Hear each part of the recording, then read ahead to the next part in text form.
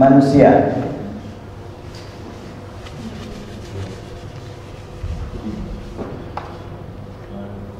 Kalau kata ilah dihubungkan hanya kepada manusia, kita temukan dalam Al-Quran ilah hukum ya.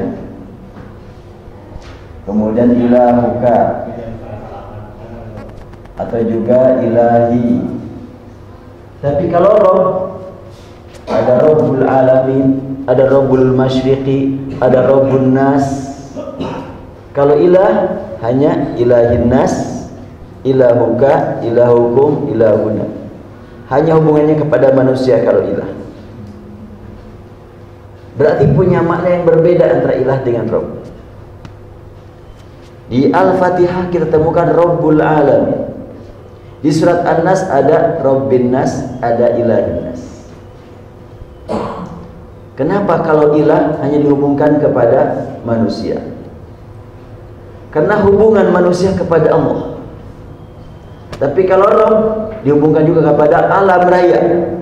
Karena itu memberikan gambaran tentang kekuasaan Allah, kesayangan Allah kepada semua alam. Maka kita artikan kalimat Rabbihim, sudah Rabb mereka aja lah, biar aman gitu.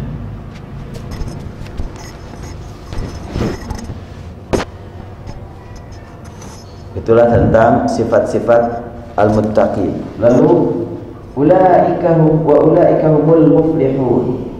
Kalimat ulaika humul muflihun ini juga perlu diperjelas.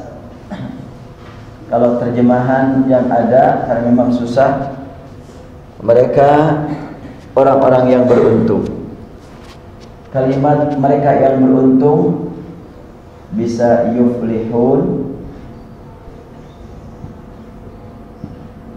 bisa juga hum muflihun,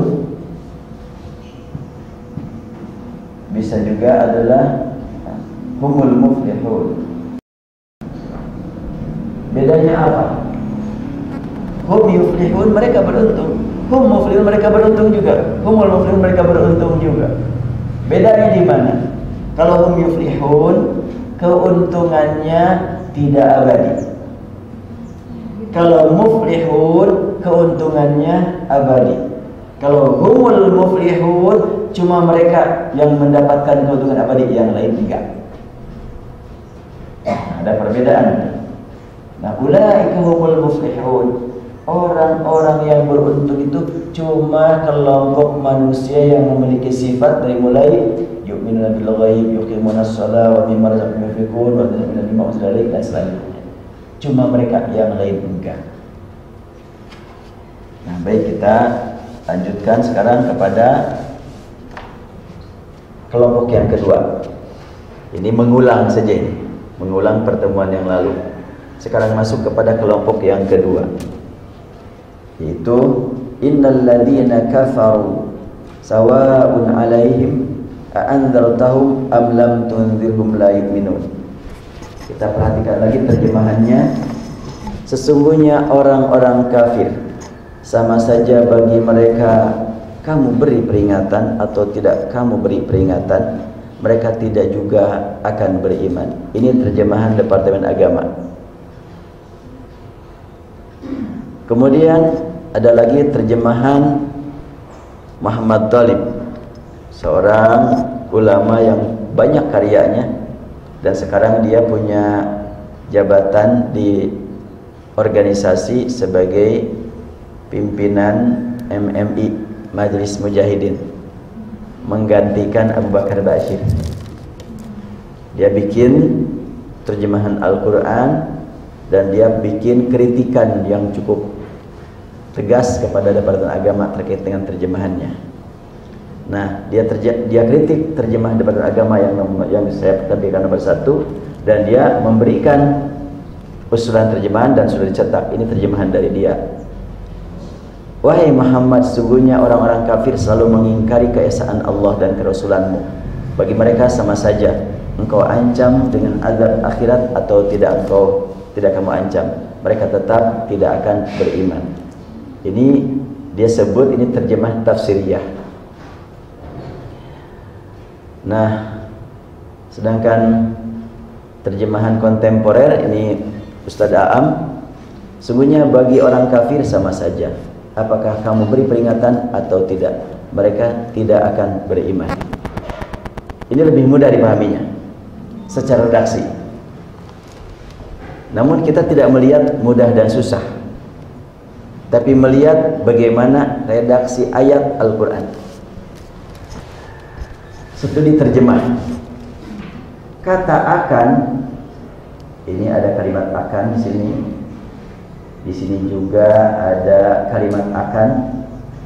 Di sini juga ada kalimat akan sama. Saya tidak tahu kenapa dimasukkan kata akan.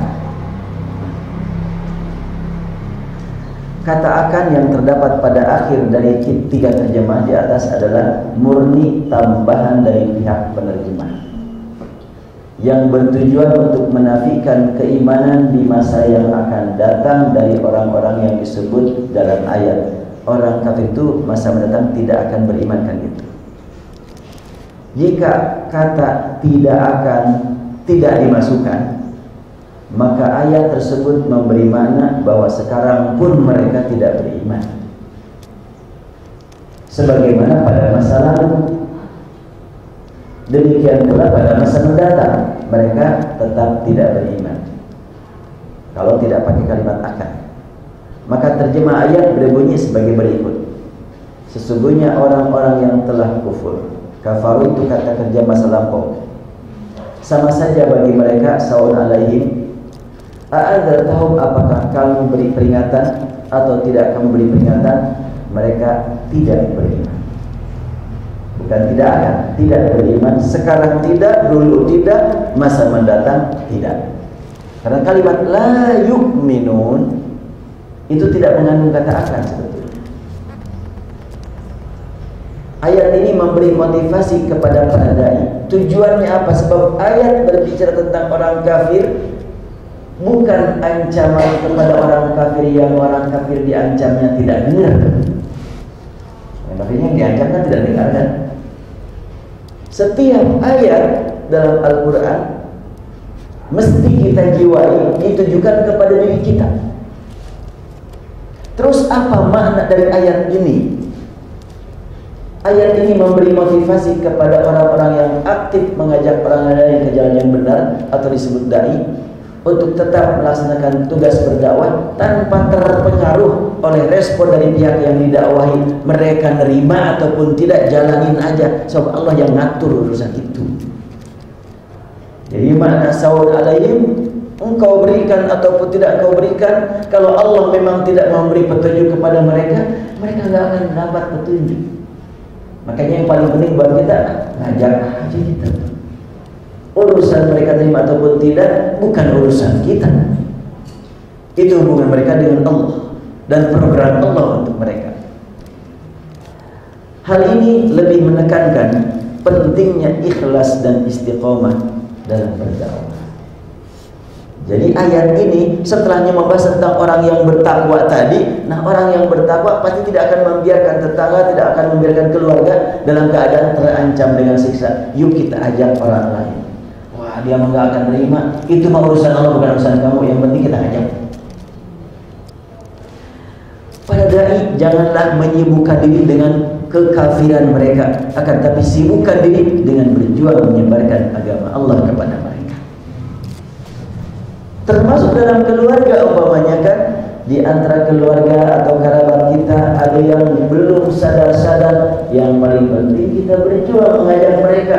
Wah, udah diajak tapi masih aja membantah. Ya udah, kalau memang engkau sudah mengajak dan sudah dievaluasi bagaimana cara ajakannya, benar apa enggak, sudah ditingkatkan, malah muncul pertentangan, muncul perdebatan.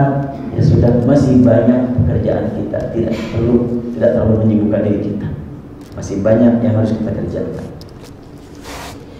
Manakala sudah disampaikan kepada mereka seruan ilahi, apakah mereka menerima seruan tersebut ataupun tidak, maka sesungguhnya tugas para dai hanyalah menyeru dan menyampaikan amanat.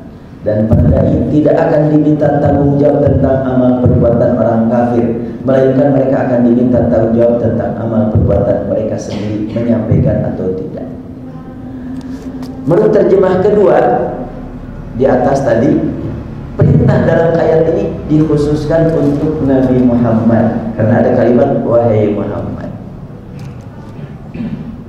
Karena di awal dengan panggilan wahai Muhammad, panggilan tersebut asli dari hasil pemikiran penerjemah. Al-Qur'annya tidak menyebutkan ya Muhammad, tapi innal ladzina kafaru. Kenapa Ustaz Muhammad Thalib ini memasukkan kalimat wahai Muhammad? Tentu beliau melihat tafsir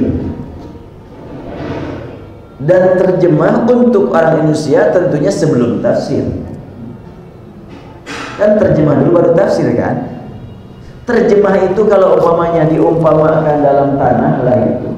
Terjemah itu permukaan, tafsir itu pendalaman.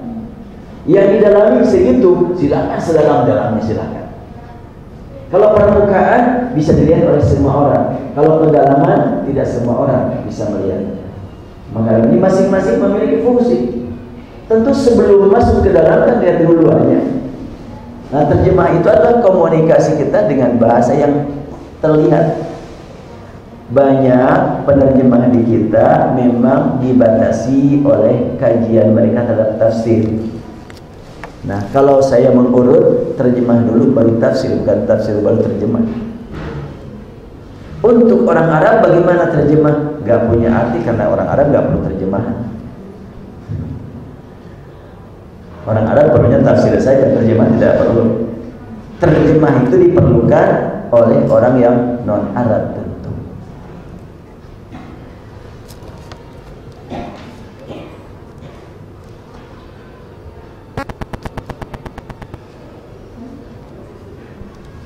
Ya, kita lanjutkan. Panggilan tersebut asli dari hasil pemikiran penerjemah.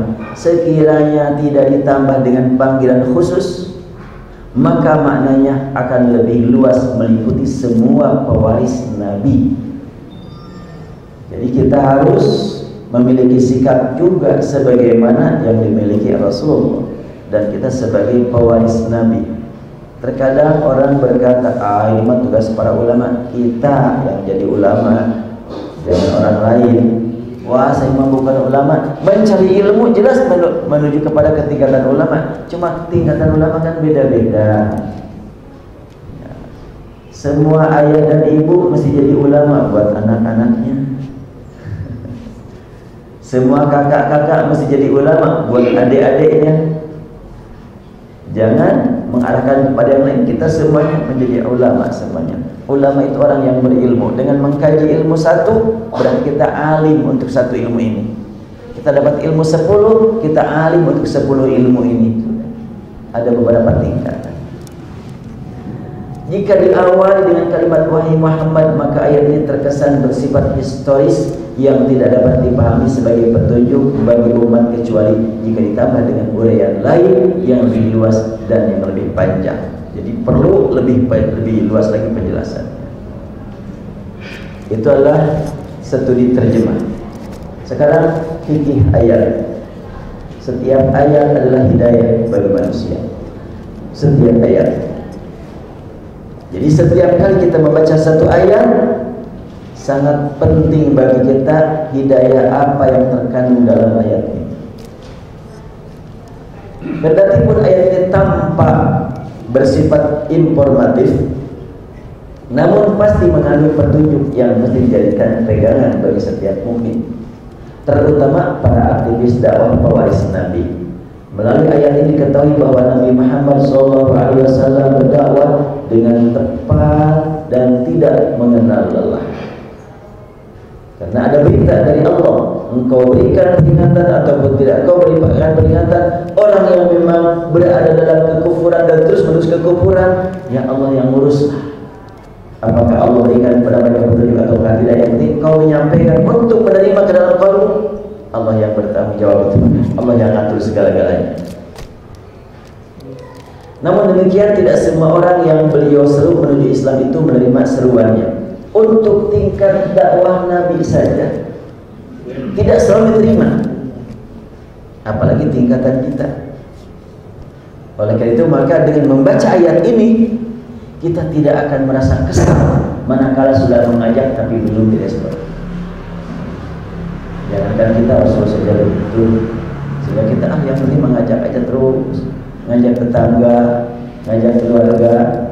Ngajaknya beda-beda. Ada ngajak qala ta'ala qala Rasulullah. Nah, ada lagi yang ngajak, yuk kita ikut pengajian. Itu juga ngajak sama.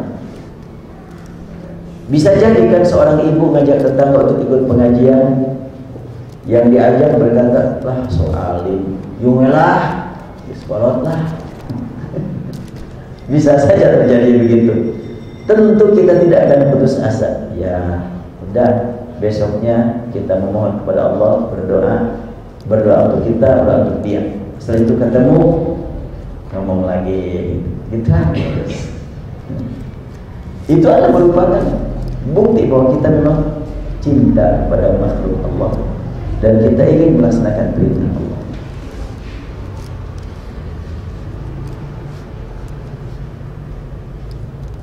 Jadi yang diajak Rasul ada yang menerima, ada yang tidak. Bahkan tidak sekedar menolak, sampai ada yang menyakiti, ada yang memerangi. Dengan demikian maka ayat ini sangat bermakna bagi para dai untuk meningkatkan keikhlasan dalam memelihara kesinambungan dakwah yang tidak terpengaruh dengan reaksi umat. Adanya sambutan baik terhadap dakwah, adanya sambutan baik terhadap dakwah bukan karena kehebatan para dai, akan tetapi hidayah Allah yang tercurah kepada mereka setelah dakwah disampaikan. Ini adalah kajian tentang innalladzina kafaru sawa'un 'alaihim adzartahum. Apabila kita mengajak orang lain untuk berbuat baik, mengajak orang lain untuk hadir ke pengajian, kemudian dia mau sampai menikmati, hati kita berkata, Allah memberikan hidayah kepada dia. Setelahnya saya ajak dia. Bukan ini saya nih yang ngajak, kalau nggak saya ajak dia nggak akan itu. Nggak demikian. Tentu dalam segala hal kan, ketika seorang guru mengajar santrinya, muridnya sampai baik, kalau enggak saya bina dia nggak akan seperti itu. Enggak begitu. Saya melaksanakan tugas dari Allah, membina dia, mengajar dia, dan Allah berikan kepadanya hidayah taufik. Jadi selalu gitu. Ayat ini selalu mengingatkan hakikat pentingnya keikhlasan dalam beramal. Dan jika mereka tidak menerima seruan Islam, pada seruan tersebut disampaikan oleh orang yang kita kenal kesolehannya, maka hal tersebut tidak menunjukkan bahwa dakwah tersebut gagal. Karena Nabi Muhammad SAW saja hanya bertugas menyampaikan seruan. Beliau tidak bertugas menanamkan hidayah pada kalbu manusia. Karena itu dakwah akan terus berjalan meski belum terlihat hasilnya. Tingkat Rasul saja apabila sudah menyeru kemudian banyak yang menyambut dan respon seruan beliau, itu bukan kehebatan beliau, tapi karunia Allah Subhanahu wa taala. Terbukti Rasulullah juga ya dicela, dicaci, diperangi. Silahkan bapak-bapak agak kesini nih, biar ibu-ibu tidak terganggu jalannya, agak ke depan.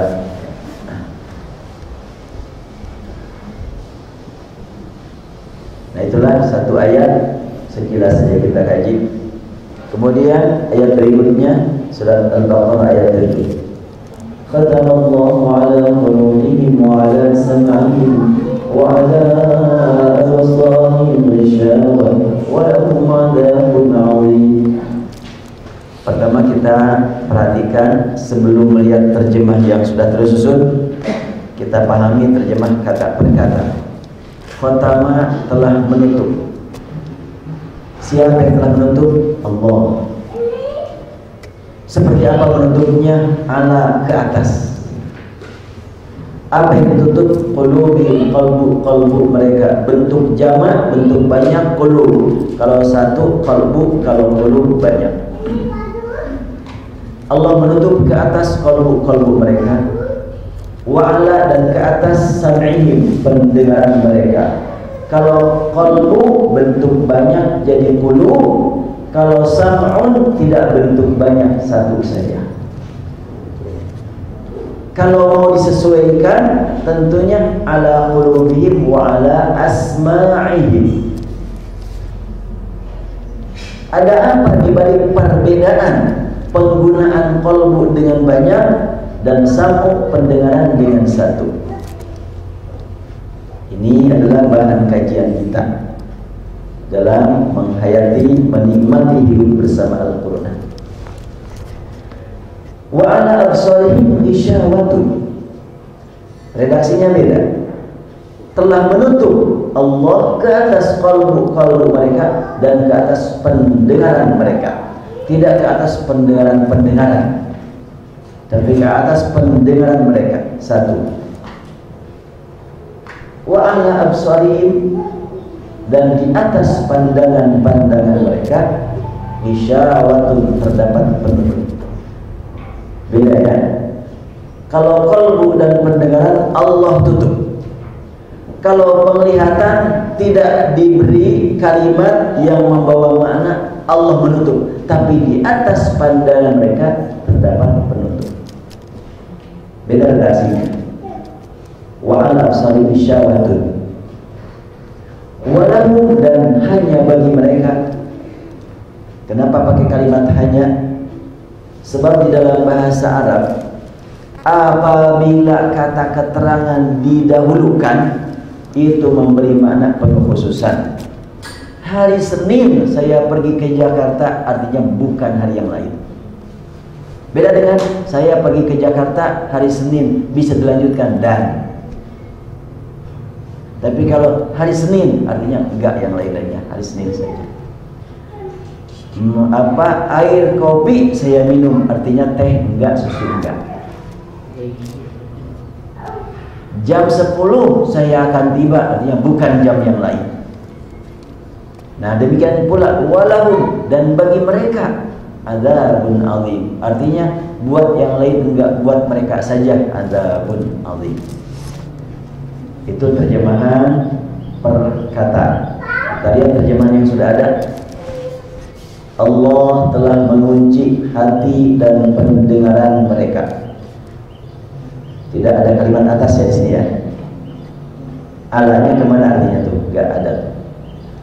Dan penglihatan mereka telah tertutup. Beda, di atas pandangan mereka ada penutup, dengan penglihatan mereka telah tertutup. Beda ya. Nah sekarang saya tutup mata, berarti mata saya tertutup ya. Tapi bagaimana sekarang? Saya ingin melihat ke atas, tapi ada penutup. Kan gitu. Beda kan? Sekarang mamanya saya melihat ke atas tapi begini, wah nggak kelihatan. Ini ada penutup di atas. Tapi kalau tertutup, nah begini tertutup. Beda. Nah ini terjemahannya ada wa ala absarihim ghisyawatun, penglihatan mereka telah tertutup. Kalau telah tertutup, nggak ada bayangan ada penutupnya kan?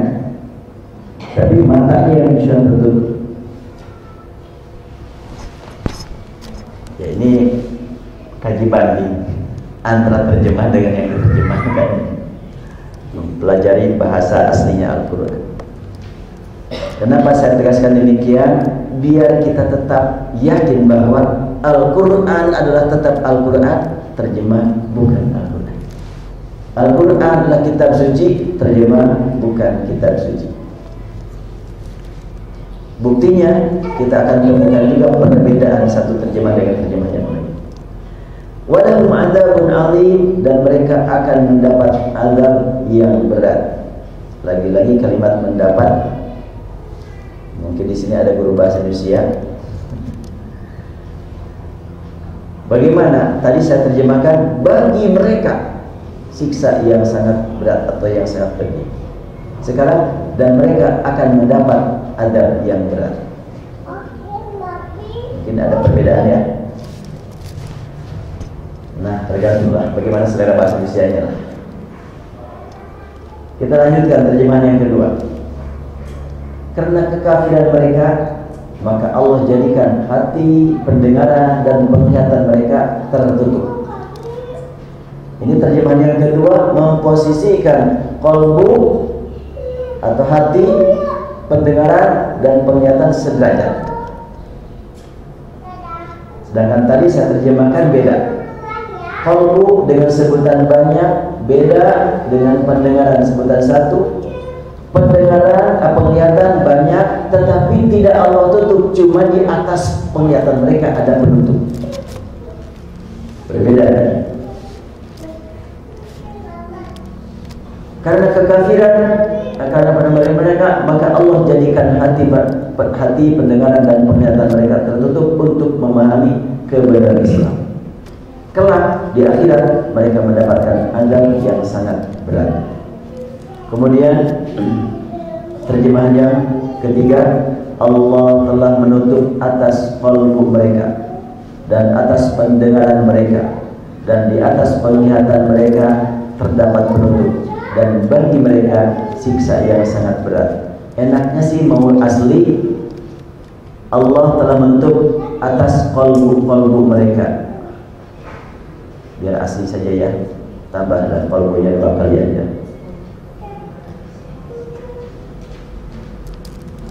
Dan atas pendengaran mereka. Lalu di atas penglihatan mereka. Gak enak juga penglihatan mereka. Dalam penglihatan mereka. Ini terjemahan yang belum beredar soalnya nih, makanya masih bisa diperbaiki. Nah, kita kaji sekarang studi terjemah. Pada terjemah pertama dan kedua terdapat kalimat dan penglihatan mereka tertutup. Ya. Bahkan terjemah kedua, yaitu terjemah tafsiriyah, menyatakan bahwa hati, pendengaran dan penglihatan mereka semua sama-sama tertutup. Sebelum memerhatikan dan membahas bahasa aslinya, dirasa perlu untuk membuat kesepakatan dalam memahami perbedaan makna dari bentuk kata tertutup. Menutup atas, di atasnya terdapat penutup. Beda kan? Tertutup, menutup ke atas, atau di atasnya terdapat penutup. Allah telah menutup atas qalbu mereka dan atas pendengaran mereka, dan di atas penglihatan mereka terdapat penutup, dan bagi mereka siksa yang sangat berat. Terjemah alternatif ini, yaitu yang ketiga, mungkin lebih susah dipahami, namun diharapkan lebih dekat kepada makna dengan alasan sebagai berikut. Ayat ini mesti dihubungkan dengan ayat sebelumnya, yaitu yang berkaitan erat dengan keterangan tentang hakikat kekafiran yang menolak peringatan. Karena mereka kufur, maka Allah menutup atas qalbu mereka. Khatama sudah jelas ada hubungan dengan ayat sebelumnya. Allah menutup ke atas qalbu mereka. Jalur atas, kalimat Allah, jalur atas dari qalbu adalah jalur khusus untuk komunikasi spiritual yang tidak terjangkau oleh setan. Makanya saya ingin memperlihatkan makna Allah. Allah menutup ke atas qalbu mereka. Sebab setan hanya berjuang untuk menggoda manusia dari depan, belakang, kanan, dan kiri. Atasnya tidak.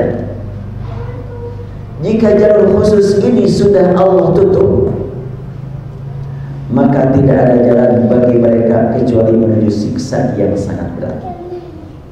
Dengan pengertian ini, maka ancaman atas mereka lebih tegas. Dalam surat apa itu? Min bain aydihim wa min khalfihim. Kita lihat.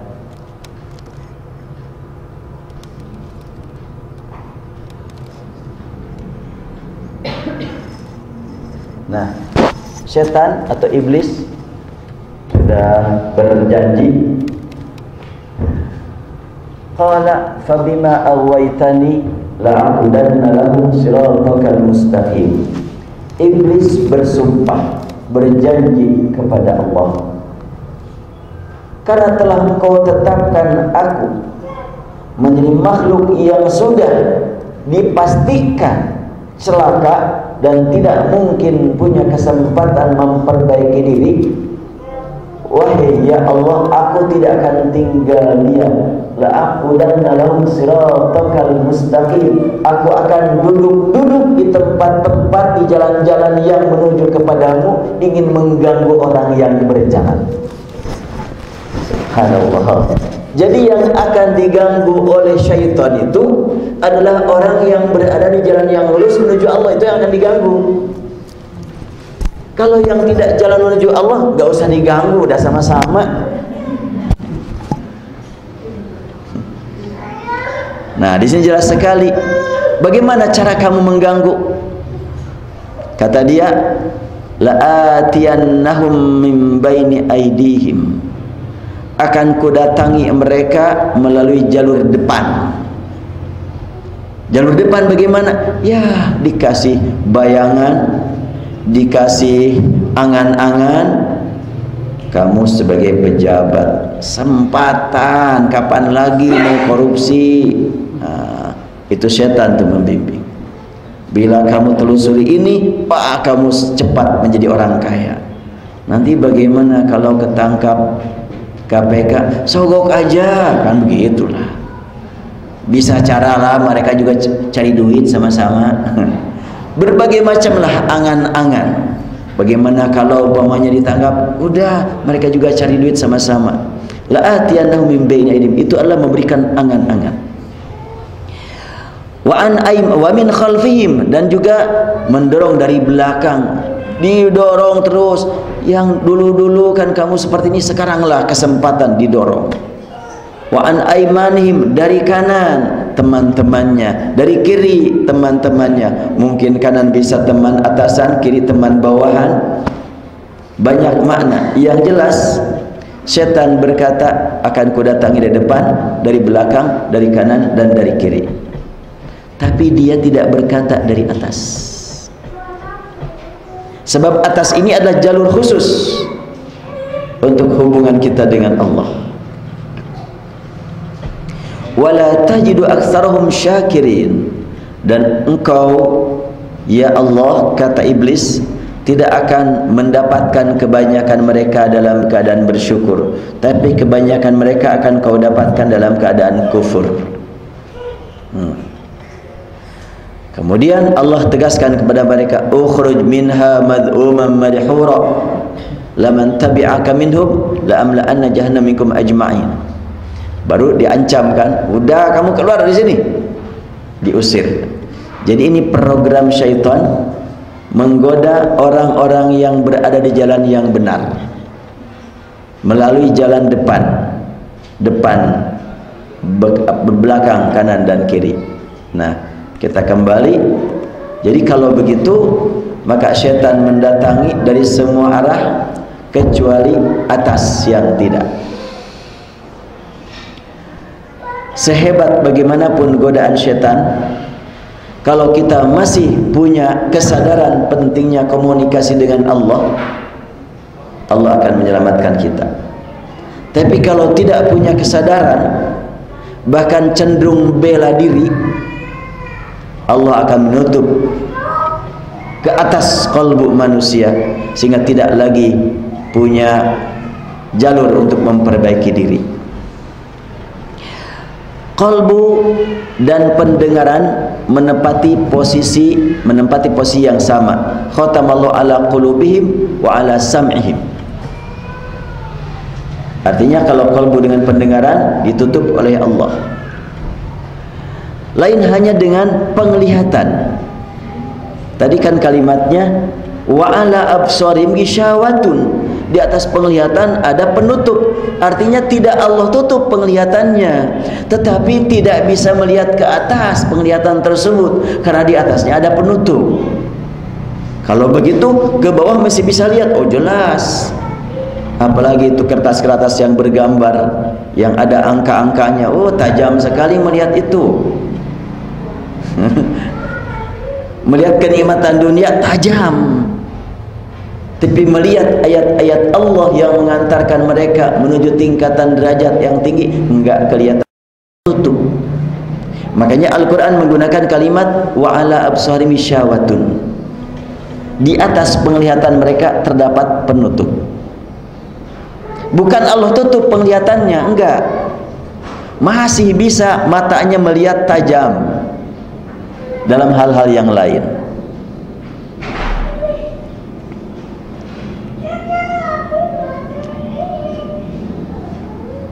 Penglihatan mereka tidak Allah tutup, melainkan terbuka, namun tidak berfungsi untuk melihat ke atas.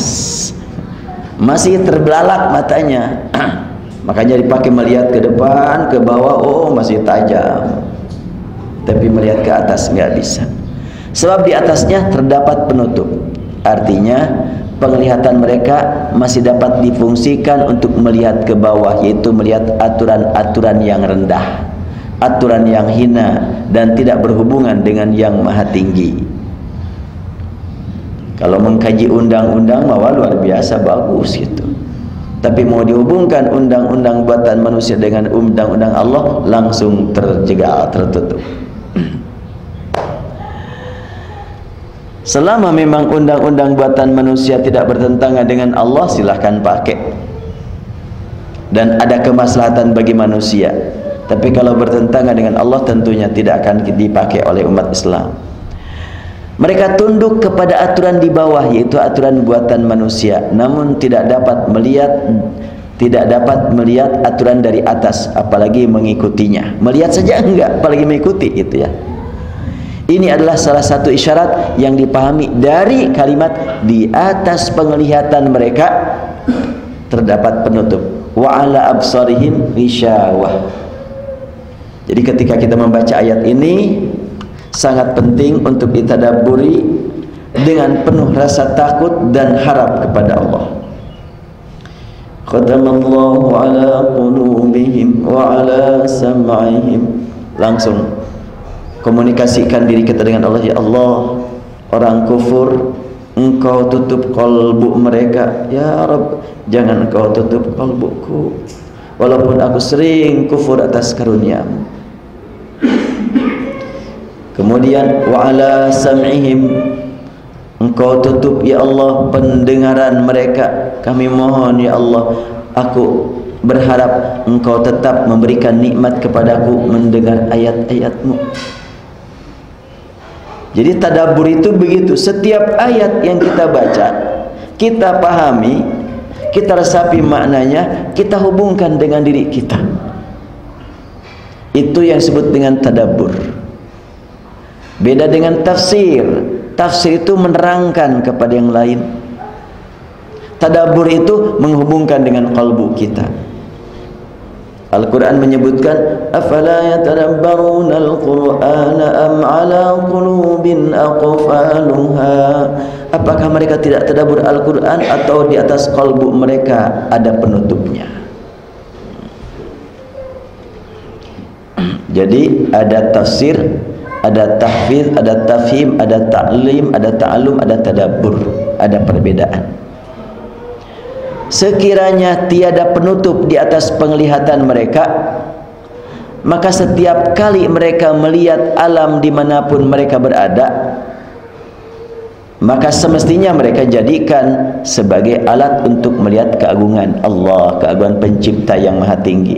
Karena di atasnya terdapat penutup, maka mereka tidak dapat memfungsikan penglihatan untuk melihat ke atas. Adapun aturan yang turun dari zat, apapun aturan yang turun dari zat yang maha kuasa, tidak mereka lihat karena memang sudah tertutup, sudah ada penutup di atasnya. Kalimat bagi mereka azab yang berat, artinya azab tersebut tersedia hanya untuk mereka. Walahum azabun azim, walahum azabun alimun bima kanu yakdzibun. Itu memiliki makna hanya buat mereka Allah sediakan siksa. Sebab jika hanya mendapat azab, belum tentu mereka menderita dengan azab tersebut. Terjemahan tadi kan mereka mendapatkan azab, ini kan kelak akhirat mereka mendapatkan azab. Di sini juga mendapat. Dua terjemah mengartikan walahum azabun azim hanya dengan artinya mendapat. Gak tahu ini apakah saya yang kurang bisa menjawab bahasa Indonesia atau memang seperti apa. Tapi ya berusahalah supaya lebih menekankan bagi mereka.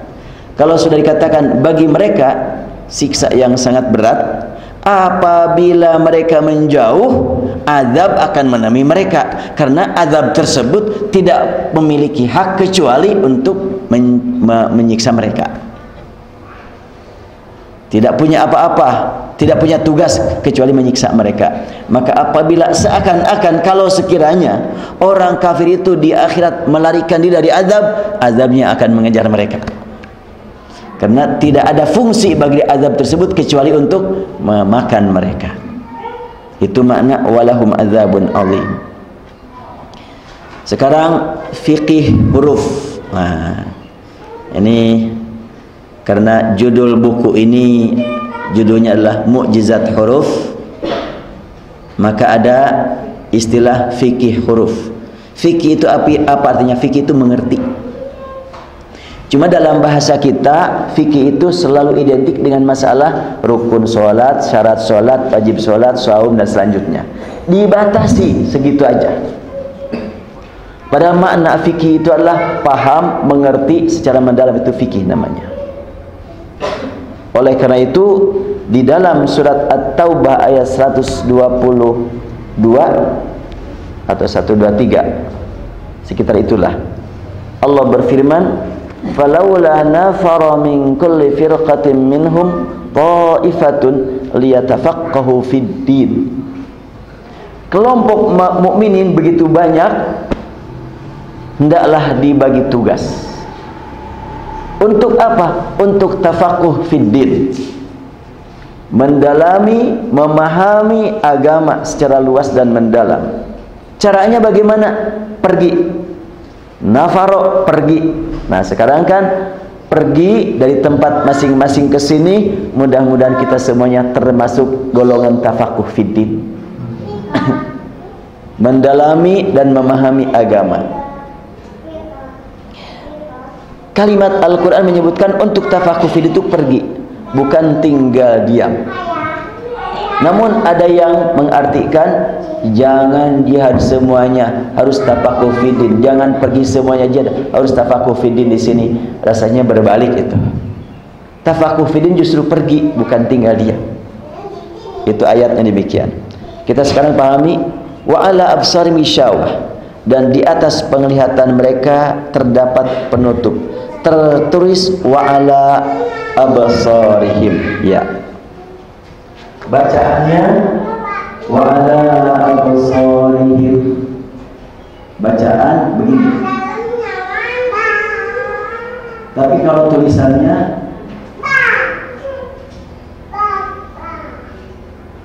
tidak pakai alif kan soalnya. Kita lihat tulisan Al-Quran yang aslinya, ya, absar, tidak ada alifnya di atas, di setelah shad. Kenapa huruf shad yang dibaca panjang ini tidak pakai huruf alif? Dan sepakat semua ulama Al-Quran membaca absar dengan panjang huruf shadnya. Perbedaannya cuma ada imalah dan ada fathah. Ada imalah, ada at-taqlil, ada fathah. Ini belum dibahas di sini, tapi nggak apa-apa sekarang sekilas. Kalau fathah wa ala absarihim, kalau taqlil wa ala absarihim, kalau imalah wa ala absarihim. Yang mana yang benar? Semuanya benar. Dari Allah disampaikan Rasul, dari Jibril, ya. Kita lihat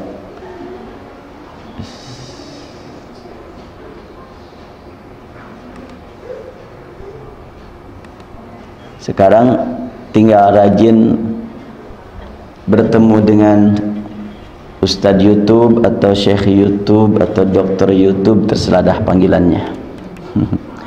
Nah, sekarang kita dengarkan ada bacaan Al-Quran yang 10 qiraat ya.